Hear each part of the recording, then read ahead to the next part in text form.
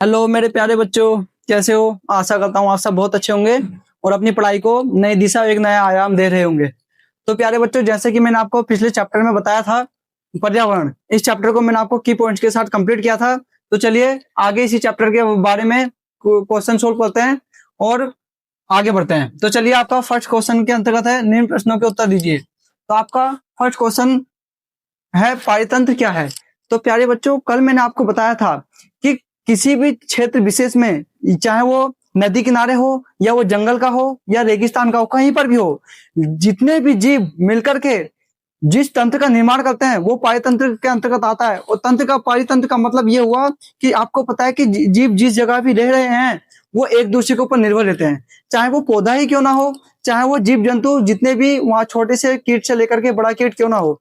आपको पता है टिड्डा है तो वो घास को खाएगा, टिड्डे को सांप खाएगा, तो ये सारे जीव एक दूसरे पे निर्भर हैं। अगर वहां पे कोई भी जीव मर जाता है तो आपको पता है वो अपघटक द्वारा, जिसको पृथ्वी का अपमार्जक कहा जाता है, क्योंकि आपको पता है कोई भी जीव मरता है तो उसको अपमार्जक ही तो साफ करते हैं, तो इसको पृथ्वी का अपमार्जक कहा जाता है। तो मेरे प्यारे बच्चों, आप समझ गए होंगे कि पारितंत्र क्या है, कि वह तंत्र जिसमें सभी जीवधारी मिलकर के पृथ्वी के या प्राकृतिक, भौतिक और रासायनिक कारकों के साथ मिलकर के एक संतुलित प्रणाली का निर्माण करते हैं, उसे पारितंत्र कहा जाता है। ठीक है प्यारे बच्चों, चलिए आगे बढ़ते हैं। अब फर्स्ट क्वेश्चन आपका प्राकृतिक पर्यावरण से आपके समझते हैं। तो मेरे प्यारे बच्चों, कल मैंने आपको इसके बारे में बहुत बताया था। प्राकृतिक पर्यावरण के अंतर्गत मैंने आपको जलमंडल, स्थल मंडल, वायुमंडल और आपको जैव मंडल सब पढ़ाया था। जल मंडल के अंतर्गत मैंने बताया था कि पृथ्वी पर उपस्थित जितना भी समुद्रों में हो, महासागर में हो या झीलों में हो, तालाबों में हो, जितना भी जल उपस्थित है ये सब जल मंडल के अंतर्गत आता है। ठीक, उसके बाद मैंने आपको स्थल मंडल बताया कि हम जिस पृथ्वी पर रह रहे हैं, जितना भी ये स्थल, जो इतना कठोर चट्टान बनी हुई है, हम घर मकान बनाते हैं, ये पर्वत, पठार, मैदान जितने भी इस पृथ्वी पर उपस्थित हैं, इसको स्थल मंडल कहा जाता है। ठीक, और आपका जलमंडल, स्थल मंडल, वायुमंडल के अंतर्गत प्यारे बच्चों आपको पता है कि हम श्वास भी तो लेते हैं, लेकिन श्वास लेते हुए हम ऑक्सीजन लेते हैं, लेकिन छोड़ते कार्बन डाइऑक्साइड है। तो ये सारी गैसें हमारे पर्यावरण में तो हैं, और पर्यावरण में आपको पता है ये ऑक्सीजन, कार्बन डाइऑक्साइड, नाइट्रोजन और क्या बोलते हैं आपका ऑर्गन, ये सब मिलकर के क्या बोलते हैं वायुमंडल का निर्माण करते हैं। और प्यारे बच्चों, इसके अंतर्गत एक चीज याद रखना कि ऑक्सीजन 21% और नाइट्रोजन 78%, ये दोनों गैसें मिलकर के सभी गैसों का 99% भाग बनाती है। मतलब वायुमंडल का 99% आपका ऑक्सीजन और नाइट्रोजन मिलकर के बनाती हैं। ठीक, ये आपको वायुमंडल। और आगे चलते हैं, आपको मैंने एक चीज और बताई थी, क्या आपका स्थल मंडल, वायुमंडल, जलमंडल, और एक मैंने बताया था आपको जैव मंडल। जैव मंडल क्या होता है? देखिए प्यारे बच्चों, आपका मैंने बताया था जैसे जल है तो जल के अंदर भी जीव है, स्थल है तो स्थल पे भी जीव, विभिन्न प्रकार के जीव जंतु रहते हैं, और फिर आपका वायु है तो वायु में छोटे मोटे कीट पतंगे जरूर रहते हैं। तो ये जितने भी जीव जंतु मिलकर के जिस मंडल का निर्माण करते हैं, इसको हम जैव मंडल कहते हैं। तो आशा करता हूँ मेरे प्यारे बच्चों, प्राकृतिक पर्यावरण से आप क्या समझते हैं, और प्राकृतिक पर्यावरण के अंतर्गत मैंने ये सारी चीजें आपको बताई थी। ठीक है, जो भी हमको प्रकृति द्वारा प्रदान की गई है या प्रकृति द्वारा जितनी भी सारी चीजें उपलब्ध कराई गई हैं, वो सब प्राकृतिक पर्यावरण के अंतर्गत आती है, सब मिलकर के प्राकृतिक पर्यावरण बनाते हैं। ठीक, तो प्यारे बच्चों आशा करता हूँ ये भी आपको समझ में आया होगा। नेक्स्ट है आपका पर्यावरण के प्रमुख घटक कौन कौन से हैं। तो पर्यावरण के प्रमुख घटक के अंतर्गत घटक, सबसे पहली बात मैंने आपको बताया था कि घटक क्या होता है, कि घटक किसी भी चीज का एक हिस्सा होता है। ठीक, जैसे पर्यावरण है तो पर्यावरण का ये भी एक घटक है। तो मेरे प्यारे बच्चों, जैसे पर्यावरण के घटक के अंतर्गत आपको मैंने कल बताया था, एक तो मानव निर्मित पर्यावरण होता है और एक प्राकृतिक पर्यावरण होता है। प्राकृतिक पर्यावरण को मैंने अभी आपको अच्छे से एक्सप्लेन किया, जो चार चीजें जल मंडल, स्थल मंडल, वायुमंडल और जैव मंडल है। ठीक, उसके बाद और प्राकृतिक और जो मानव निर्मित पर्यावरण है, एक तो मानवीय पर्यावरण है। मानवीय के अंतर्गत जैसे हम मानव है, फिर एक समुदाय आएगा जो बहुत सारे मानव हो जाएंगे, फिर पूरी जनसंख्या या जितना भी क्षेत्र जहाँ पे बहुत सारे मानव आते हैं वो भी सब मानवीय पर्यावरण के अंतर्गत आ गए। और एक आपका आ गया मानव निर्मित पर्यावरण, जैसे कोई फैक्ट्री है, उद्योग है, वहां पे सब कार्य करने वाले मनुष्य होते हैं। और फिर आपका कहीं पे आप जैसे ताजमहल है तो ताजमहल मानव ने बना रखा है, वहां पे आपको पता है भीड़ भाड़ रहती है, तो ये सब मानवीय पर्यावरण के अंतर्गत आता है, ये पर्यावरण के प्रमुख घटक हैं। ठीक, तो अब आगे बढ़ते हैं। मानव निर्मित पर्यावरण के 4 उदाहरण दीजिए। अब ये फिर वही बात आ गई, मानव निर्मित पर्यावरण के 4 उदाहरण। आप एग्जाम्पल के लिए आप इंडस्ट्री ले लीजिए, कहीं भी उद्योग या फैक्ट्री लगी हुई है, या कहीं का कोई स्मारक, जैसे मैंने आपको अभी ताजमहल का बताया, या आप कोई पार्क ले लीजिए, या फिर कोई स्कूल ले लीजिए, ये सब मानव निर्मित पर्यावरण के एग्जाम्पल है, उदाहरण है। ठीक है, अब स्थल मंडल क्या है प्यारे बच्चों, वही बात रिपीट हो रही बार बार। स्थल मंडल, अभी आपको मैंने चारों मंडल के बारे में बताया, उसी में स्थल मंडल क्या होता है। स्थल मंडल आप समझ गए कि पृथ्वी पर उपस्थित जितनी भी ये धरती है और जिस पर हम, जो कठोर चट्टान है जिस पे हम रह रहे हैं, ये सब स्थल मंडल के अंतर्गत आता है। ये सब पर्वत, पठार, मैदान, ये हमारे आवास, ये जीव जंतु, ये जंगल, सब स्थल मंडल पर ही तो है। ठीक है, ये सब स्थल मंडल आ गया। उसके बाद जीवीय पर्यावरण के दो प्रमुख घटक बताइए।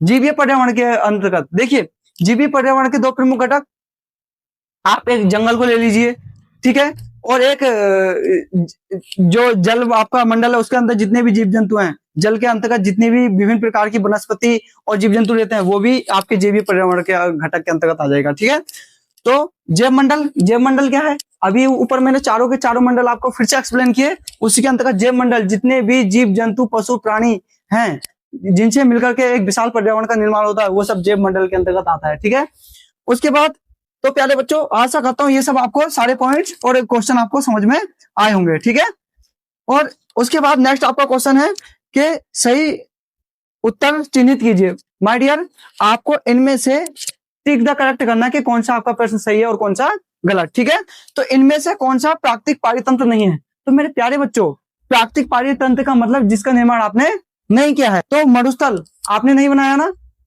तो ये प्राकृतिक क्या बोलते हैं, प्राकृतिक तंत्र के अंतर्गत आएगा। ठीक है, दूसरा ताल तो हम भी बनाते हैं, आपने देखा होगा कुछ मछली जैसे बनाते हैं जिसमें मछली पालन करते हैं, वो भी एक बड़ा ताल होता है। एक तरण ताल होता है जिसको बोलते हैं स्विम ताल, वो भी हमारे द्वारा ही बनाया जाता है। तो हम इसको कह सकते हैं कि पारितंत्र के अंतर्गत जो प्राकृतिक नहीं है ये आ सकता है ताल। और वन तो आपको इतने व्यापक स्तर पर वन उगते हैं, तो वो सब मानव तो नहीं लगाए, प्राकृतिक द्वारा हो गए हैं। तो ठीक है, ये आपको ठीक करेक्ट समझ में आए होंगे। चलिए आगे बढ़ते हैं। तो नेक्स्ट है आपका, इनमें से कौन सा मानवीय पर्यावरण का घटक नहीं है। मानवीय पर्यावरण का घटक क्या हुआ प्यारे बच्चों, मानवीय पर्यावरण का घटक का मीन है कि वो घटक जिसमें मानव मुख्य रूप से रहता है। जैसे मान लीजिए कोई धर्म है, तो धर्म किस लिए है, क्या जानवरों के लिए धर्म है, नहीं, मनुष्य के लिए धर्म है, तो मनुष्य उसमें शामिल है। ठीक है, तो ये तो नहीं होगा। समुदाय भी क्या होता है, जहां पे बहुत सारे व्यक्ति हो या एक ही कम्युनिटी के हो, उन सबको समुदाय कहा जाता है। ठीक है, उसके बाद है स्थल तो माय डियर आपको पता है कि भूमि के द्वारा स्थल का निर्माण होता है, तो इसका मतलब इसमें सही आंसर होगा ये स्थल। कौन सा मानवीय पर्यावरण का घटक नहीं है, तो कौन सा नहीं है, स्थल। ठीक, आशा करता हूं समझ में आया होगा। ये जितने भी मैं आपको इन क्वेश्चन के साथ एक एक आपको एक एक जितने भी ऑप्शन है उनको कवर कर रहा हूं, समझा रहा हूं, ध्यान से समझना माय डियर, आपके अंदर एक सोच तो डेवलप होगी, उसके साथ साथ आपकी अंडरस्टैंडिंग भी बेहतर हो जाएगी। ठीक है, तो नेक्स्ट है आपका, इनमें से कौन सा मानव निर्मित पर्यावरण है। आपको पता है मानव निर्मित पर्यावरण का मतलब हर वो चीज जो मानव के द्वारा बनाई गई है, हर वो वस्तु जो मानव ने बनाई है, उसको कहते हैं मानव निर्मित। तो आपको पता है मानव निर्मित का मतलब क्या हुआ, क्या पहाड़ मानव ने बनाया है, नहीं बनाया ना, पहाड़ तो कब से हैं, जब मानव भी नहीं था उससे पहले से पहाड़ हैं। उसके बाद समुद्र, क्या ये सारा समुद्र मानव ने बना दिया, तो इसका आंसर है नहीं। ठीक, फिर थर्ड है आपका सड़क, तो सड़क क्या किसने बनाई है, मानव ने, तो इसका आंसर है हाँ बिल्कुल, सड़क किसने बनाई है, मानव ने बनाई है। ठीक है मेरे प्यारे बच्चों, तो नेक्स्ट आपका, इनमें से कौन सा पर्यावरण के लिए खतरा है। तो पर्यावरण के लिए खतरा कौन सा है, पादप वृद्धि, क्या जितने भी पौधे ग्रो कर रहे हैं वो कम मात्रा में हो या अधिक मात्रा में हो, तो क्या वो पर्यावरण के लिए खतरा है। क्या जब मानव नहीं था तब क्या पौधे नहीं थे ना, भर भर के थे, क्या वो पर्यावरण के लिए खतरा थे, बिल्कुल नहीं थे, तो ये तो होगा नहीं। उसके बाद है जनसंख्या वृद्धि, तो इसको कवर करने से पहले हम आगे चलते हैं कि फसल वृद्धि। फसल का मतलब आपको पता है कि फसल को तो कितना भी उपजा लो, क्या वो पर्यावरण के लिए खतरा हो सकती है, बिल्कुल नहीं ना, क्योंकि वो ऑक्सीजन लेगी और ऑक्सीजन देगी फसल, क्योंकि कोई भी पौधा ऑक्सीजन हमको देता है और कार्बन डाइऑक्साइड लेता है, तभी तो वो डेवलप होता है। तो ये भी किसी भी प्रकार से पर्यावरण के लिए खतरा नहीं है। लेकिन जनसंख्या वृद्धि ये पर्यावरण के लिए बहुत खतरा है। क्यों है पर्यावरण के लिए खतरा, क्योंकि आपको पता है कि जनसंख्या आज जितना भी व्यक्ति को लंग्स की दिक्कत हो रही है या सांस लेने में दिक्कत हो रही है या विभिन्न प्रकार की जो व्यक्ति के लिए समस्याएं उत्पन्न हो रही हैं, विभिन्न प्रकार की जो समस्याएं इतनी जन्म ले रही हैं, वो क्या, उसका कारण क्या है, जनसंख्या वृद्धि।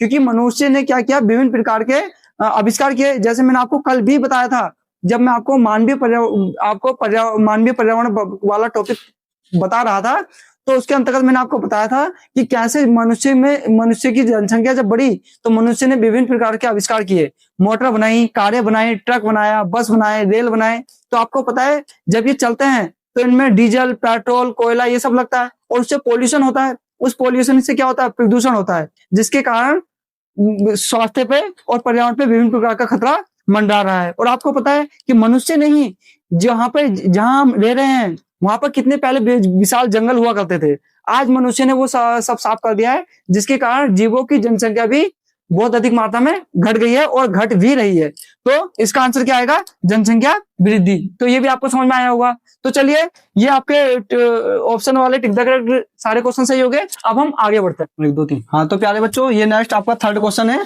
निम्नलिखित स्तंभों को मिलाकर सही जोड़े बनाइए। तो मेरे प्यारे बच्चों, इसको टैली करना है। अभी तक मैंने आपको जितना पढ़ा चुका हूं, ये जितना भी मैंने अभी तक आपको पढ़ाया है, आपको वो सारा समझ में आ गया होगा। और अगर आपने ध्यान से क्लासेस देखी हैं तो प्यारे बच्चों, इसमें कोई भी ऐसा क्वेश्चन नहीं है जो आप उसको सोल्व ना कर पाओ।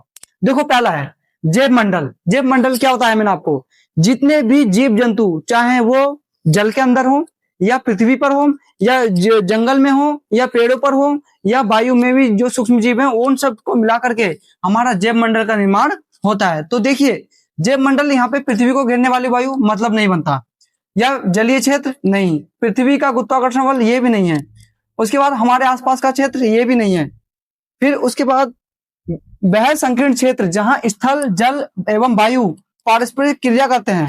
तो मेरे प्यारे बच्चों, इसका आंसर होगा यही। क्या कहना चाह रहा है?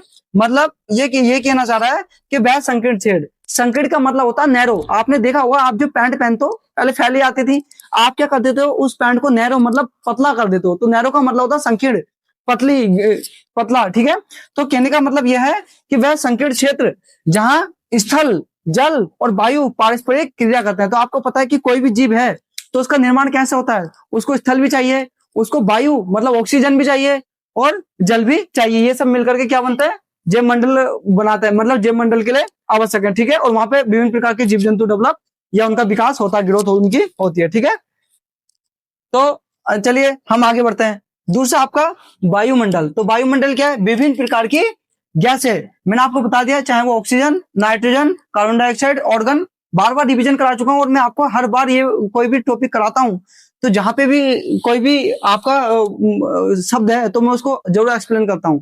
आपको उसके पश्चात पुस्तक पढ़ने की आवश्यकता नहीं है, इसका मल्टीपल टाइम आप रिवीजन कर लेना, आपको ये चीज ऐसी रट जाएंगी।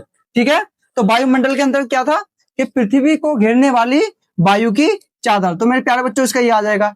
ठीक, थर्ड आपका जलमंडल। जलमंडल के अंतर्गत जितना भी जल है, चाहे वो समुद्र में हो या तालाब में हो या सागर में हो या महासागर में हो या झीलों में हो, ये सब हमारा जलमंडल है या जलीय क्षेत्र है। उसके पश्चात पर्यावरण। पर्यावरण के अंतर्गत आपका आएगा, पर्यावरण के अंतर्गत आपका आएगा हमारे आसपास का क्षेत्र। पर्यावरण के अंतर्गत आ जाएगा, वो जितना भी हमारे आसपास का क्षेत्र आता है वो पर्यावरण के अंतर्गत आता है। ठीक, प्यारे बच्चों, नेक्स्ट टॉपिक है कारण बताइए। मानव अपने पर्यावरण में परिवर्तन करता है? तो हाँ, इसका आंसर बिल्कुल करता है। कल मैंने आपको पूरा एक्सप्लेन किया था कि कैसे मानव ने पर्यावरण में परिवर्तन किए। उसने जंगलों को काट करके, जितनी भी झाड़ियां थी उनको काट करके जीव जंतु के स्थान को नष्ट किया और उसने घर बनाए, मकान बनाए, बिल्डिंगें बनाई, उसने फैक्ट्रियां स्थापित की, विभिन्न प्रकार की फैक्ट्रियां बनाई। तो उससे क्या हुआ? उसने इस पर्यावरण में परिवर्तन ही तो किया। तो इसका आंसर है सही कि मानव अपने पर्यावरण में परिवर्तन करता है। तो बिल्कुल है, तो आपको कारण भी पता चल गया। ठीक, नेक्स्ट का कारण वो जानते हैं। पौधे एवं जीव जंतु एक दूसरे पर आश्रित हैं। बिल्कुल माय डियर, पौधे और जीव जंतु एक दूसरे पर आश्रित है। कैसे आश्रित है? आपको पता है कि कोई भी पौधा है वो उगा तो आपको पता है, एक तो जो घास खाने वाले जानवर है, जो मैंने आपको बताया था शाकाहारी, वेजिटेरियन, वो जो जीव हैं आपको पता है पौधे को खाते हैं। और उन जीवों को क्या करता है? प्राथमिक उपभोक्ता, ये गाय भैंस है जो उन पौधों को खाएंगे, पौधे हुए उत्पादक। और आपको पता है द्वितीय उपभोक्ता। द्वितीय उपभोक्ता का मतलब जो इन प्राथमिक उपभोक्ता को खाएंगे, जिन्होंने उस घास को खाया। जैसे भेड़ बकरी जो है, अब इनको शेर खाएगा, और जो शेर हैं उन अगर ये भी मरते हैं तो इनको गिद्ध वगैरह खा लेंगे। जब वो भी मरेंगे तो आपको पता है कि ये सब डिकम्पोजर, जिनको बोलते हैं अपघटक। अपघटक माय डियर इनको पृथ्वी का अपमार्जक अभी मैंने बताया था कहा जाता है। क्यों कहा जाता है? क्योंकि जो भी जीव जंतु मरता है वो उसको क्या करते हैं, आपको पता है वो सड़ रहा होता है, और सड़ने के दौरान जितना भी उनको अपघटक को समाप्त करने का कार्य करते हैं, कुछ समय पश्चात आपको पता है बदबू आती है, फिर वो वहां पे कुछ नजर नहीं आता।